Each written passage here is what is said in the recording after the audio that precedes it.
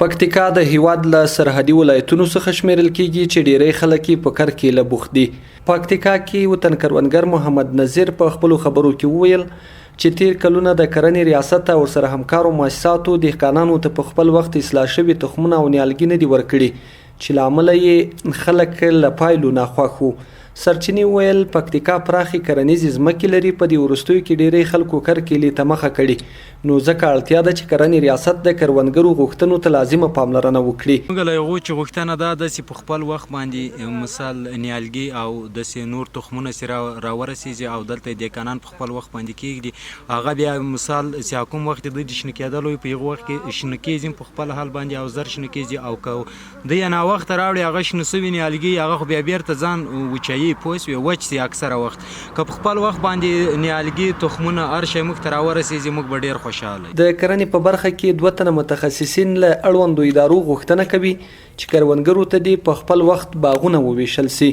هغه له کروندګرو هم وغوښتل چې د خپلو کینول شویو ونو د ښه ساتنه او پالنه وکړي تر څو ښه حاصلات ورنه ترلاسه کړي. د هود میاشتې مثلا د 15 تاریخ نه د حمل تاخره دا د ونو ایښودلو ښه وخت دی، مثبت تاثیر لري د قانون لپاره د ایښودلو ښه زمینه مساعدېږي او ګټور تمامېږي. اول کال کې باید موږ دغلته منزل ورکړو، منزل په منزل، دویم کال کې بل منزل، هغه شاخونه موږ پرې کوو لکه دوه کلن وي.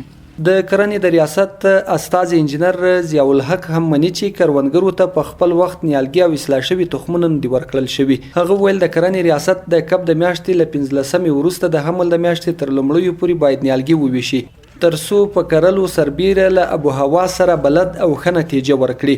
هغه وایي چې د کرکیلې لپاره مناسب وخت د کب د میاشتې له 15 څخه د حمل تر لومړیو پورې ده چې ونې ښه نتیجه ورکوي.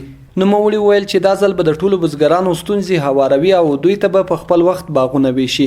اکثرا د غنمو موږ مختلف ورایټیانې لرو، صحیح شو چې هغه هم سره کېږي په مني کرل کېږي، اکثریت په ژمي کرل کېږي.